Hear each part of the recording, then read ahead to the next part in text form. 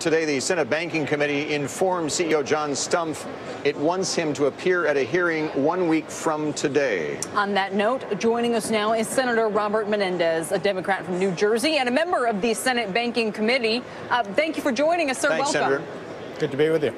What are you most trying to find out from this hearing, this investigation? Well, what we're trying to find out is how could the Wells Fargo wagon roll over 2 million customers, have a widespread number of employees, over 5,000, opening up accounts that were never asked for, banking and credit card accounts, and have no sense that there is any responsibility at the upper levels of the company. And how did that go on in Wells Fargo? What lessons should we learn? How do we have safeguards to not let this happen again? And very, very well, how perverse is this throughout the industry? Do we had Robert Cordray on yesterday, who runs the CFPB.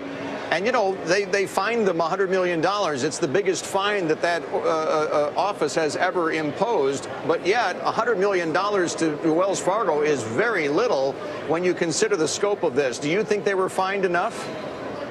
Well, look, I respect what the Consumer Financial Protection Board has done here, largest fine ever. I'm a big advocate for them because we need a cop on the beat, and I was an advocate for them when we wrote Dodd-Frank as a member of the Senate Banking Committee.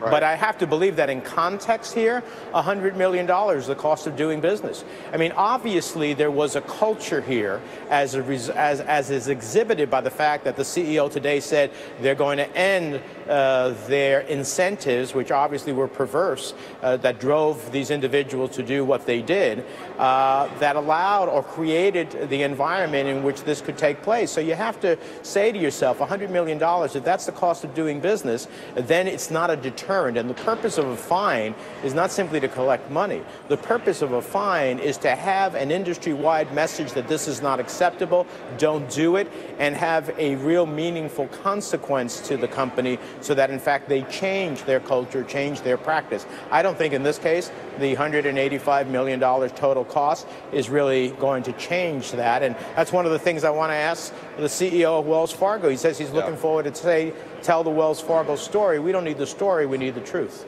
Well, it's also a question of whether the bank itself should be fined in a way that makes it more meaningful, or whether you're looking for individuals to be held accountable. And this goes back to the financial crisis and something that people found quite frustrating. In this case, there is an individual who has not been specifically named, but in press reports is said to have responsibility and maybe taken home in excess of $100 million in comp while this has all been happening. Is this about isolating the individuals who might have been more responsible for this than just trying to have the bank, which is so enormous, be the one that's kind of bearing the brunt of the outrage? Well, for me, it's not just bearing the brunt of the outrage. It's ending such practices and sending an industry-wide message that such practices are not acceptable and protecting the consumer. Now, that can be done by very significant fines, but it seems to me, and we don't know this, and hopefully the hearing as well as other reviews will deduce this, if there's any criminal action performed by anybody in the process of this, if there was a coordinated effort to do this, if there was a systemic effort to do this, then that needs to be prosecuted, because the big banks should not be too big to be prosecuted and to ultimately to be jailed in terms of individual responsibility. So, I don't know yet, because we don't have all the facts, but when you can have the person who headed this division ultimately walk away with, I don't know, $124 million, right, and you're not even talking about clawback there, something is wrong. Something is wrong. Having said all that, though, Senator, what more can be done to regulate the industry so something like this doesn't happen? I mean, already Dodd-Frank, you haven't even been able to enact all of Dodd-Frank. It's still unfolding as we speak. Is there something else that you could do to try and keep that kind of behavior from happening again? Well, look, we need to strengthen the Consumer Financial Protection Board. I know my Republican colleagues want to slay it, kill its budget, kill its authority. Here's a perfect example of why you need a cop on the beat. you need to, as you learn these lessons, think about what regulatory and or legislative safeguards you can create.